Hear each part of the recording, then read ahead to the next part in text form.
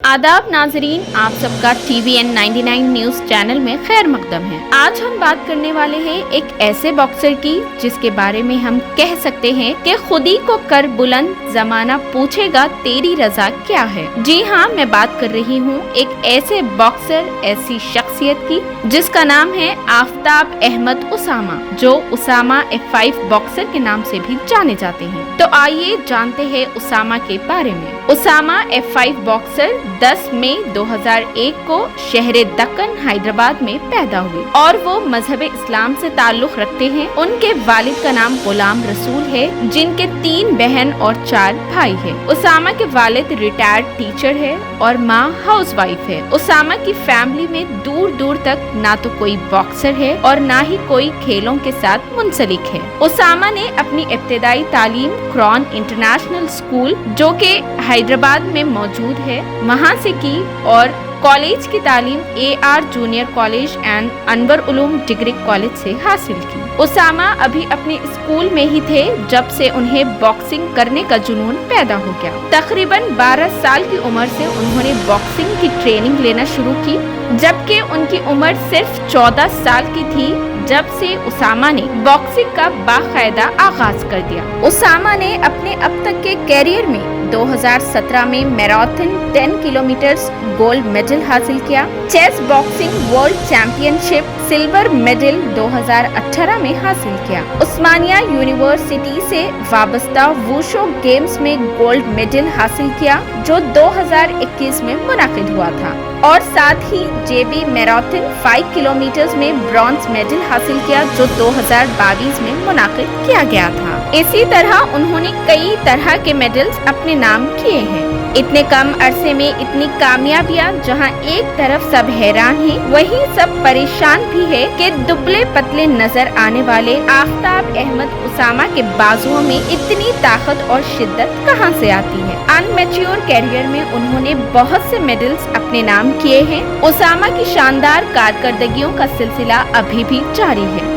सिर्फ 21 साल की उम्र में उन्होंने सिल्वर, गोल्ड और कई तरह के ब्रॉन्ज मेडल हासिल किए हैं। नाजरीन, उसामा का प्रोफेशनल कैरियर साल 2014 में शुरू हुआ। अगर हम उसामा के प्रोफेशनल कैरियर के रिकॉर्ड्स की बात करें तो उन्होंने अब तक बहुत से मुकाबलों में शानदार तरीके से कामयाबी हासिल की। नाजरीन, उसामा की शख्सियत अभी लोगों के सामने नहीं आई है, लेकिन हम ये दावे के साथ कह सकते हैं कि आने वाले दिनों में ये हिंदुस्तान का नाम जरूर रोशन करेंगे। उसामा की शख्सियत की सबसे ज्यादा अहम बात और सबसे बड़ा रोशन पहलू उनका हिंदुस्तान से खुसूसी प्यार है। इस बात से कोई शुबा नहीं कि ये एक बेहतरीन बॉक्सर है और हिंदुस्तान की नुमाइंदगी करते हैं। ये हिंदुस्तान से उतना ही प्यार करते हैं जितना एक मुहब्बतुल वतन हिंदुस्तान करता है। उन्होंने अपने प्रोफेशनल कैरियर के साथ साथ अपनी तालीम को भी जारी रखा। उसामा का मानना है कि वो आने वाले दिनों में नेशनल नहीं बल्कि इंटरनेशनल बॉक्सर के तौर पर मुकाबला करेंगे। उसामा ने हिंदुस्तान के तमाम अवाम से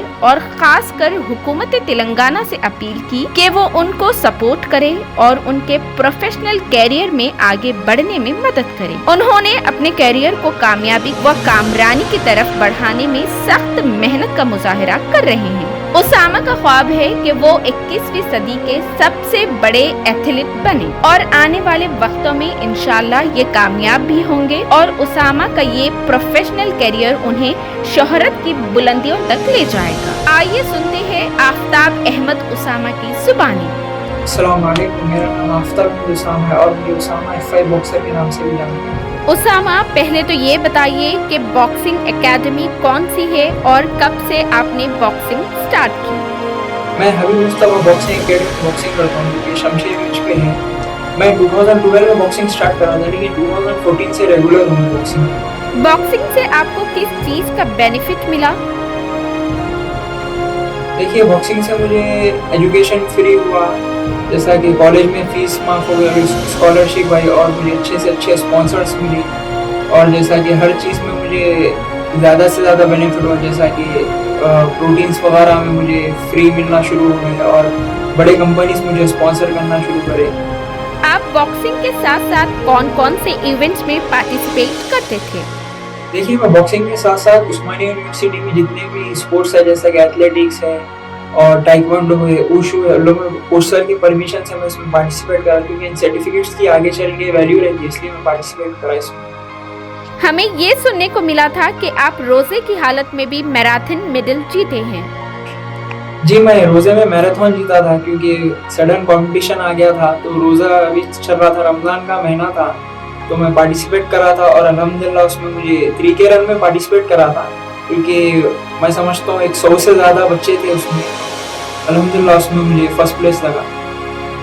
कौन-कौन से मैराथन्स में आपने हिस्सा लिया? जैसा एयरटेल मैराथन में भी मैं पार्टिसिपेट करा और उसमें भी मेडल भी लगा, और रिसेंटली मैं जेबी मैराथन में पार्टिसिपेट करा जिसमें मुझे 3rd प्लेस लगा, और गच्चीबौली इंडोर स्टेडियम में भी एक मैराथन था, हाफ मैराथन, उसमें भी मैं 5 किलोमीटर में पार्टिसिपेट करा, उसमें भी मुझे 3rd प्लेस लगा। तो एक अच्छा परफॉर्मेंस था मेरा उसमें। उसामा, आप ये बताइए कि आजकल ये भी बोला जाता है कि बॉक्सिंग करने के वक्त नाक यानी नोज की हड्डी पर इफेक्ट होता है, क्या ये सही है?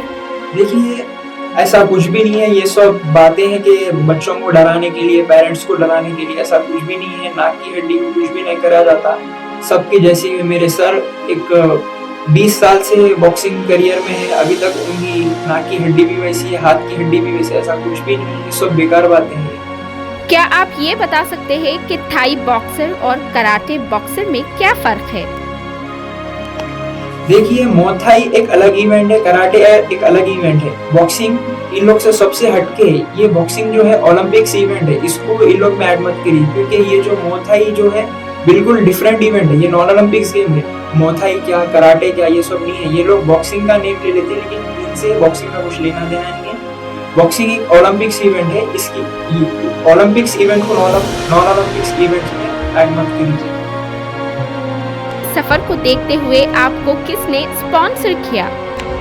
मुझे स्पॉन्सर शहबाज मुनीर नाम के मेरे जो दोस्त हैं, 11 एक्सपोर्ट्स उनकी शॉप है, उन्होंने स्पॉन्सर करे। फिर उसके बाद मुझे ईसा मिस्री साहब ने स्पॉन्सर किया। फिर हंजला हर्बल प्रोडक्ट्स एक कंपनी है प्राइवेट लिमिटेड, रफीक खलील नाम है उनका, उन्होंने मुझे स्पॉन्सर करा।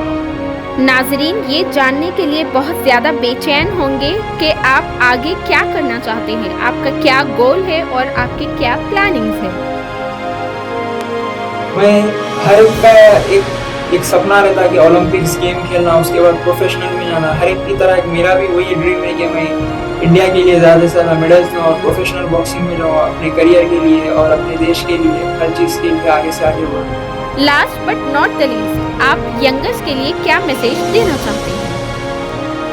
देखिए, यंगस्टर्स के लिए ये मैसेज है, स्पोर्ट्स करें तो आप फिटनेस में रहते। अगर आप फिटनेस में रहे तो क्या है, अपने आप को भी आप बचा सकते, कुछ हुआ तो आपकी फैमिली को भी बचा सकते। ये नहीं कि लड़ाई झगड़ों के लिए नहीं, बस ये सेल्फ डिफेंस के लिए भी अगर आप कर सकते तो फिटनेस के लिए। अगर आप सेल्फ डिफेंस के लिए भी करें तो ऐसा स्पोर्ट्स करिए जो कि ओलंपिक से रिलेटेड, रेसलिंग है, बॉक्सिंग है, ताइक्वांडो है, वुशु है।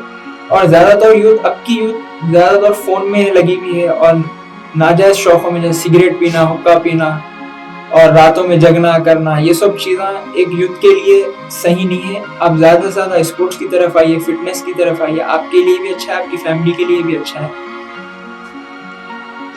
देखिए, इंजरीज तो हर इवेंट में, फुटबॉल खेले भी तो है, बॉक्सिंग करे भी तो है, ताइक्वांडो करे भी तो है। जैसा कि मैं उस्मानिया यूनिवर्सिटी से ताइक्वांडो करा था, मुझे ही नाक पे मार पड़ गई, कितना की ब्लीडिंग हुआ था। ऐसा कुछ नहीं है, इंजरीज क्या है, स्पोर्ट्स का एक हिस्सा है, आते चले जाते। लेकिन जब आपको अचीवमेंट आता आपके घर को, तो वो मंजर अलग रहता, वो देखने का मंजर रहता। अब वो क्या है, इंजरीज होते जाते, घर वालों को डराए थे, लोग डराए थे, ऐसा कुछ भी नहीं है। इंजरीज क्या है, एक नॉर्मल बात है, बाद में आपको खुद को आदत रहती है, एक तरीके का मार रहता, वो आता चले आता, खत्म, ऐसा कुछ नहीं है। एक सबसे इम्पोर्टेंट मैसेज ये है कि लोग क्या है, आगे वाले को क्या है, डिस्टर्ब कर देते, अरे बॉक्सर है ना, इससे लड़ ले, बॉक्सर है ना, उसको मार सकता, लड़ाइयों में बुलाते करते।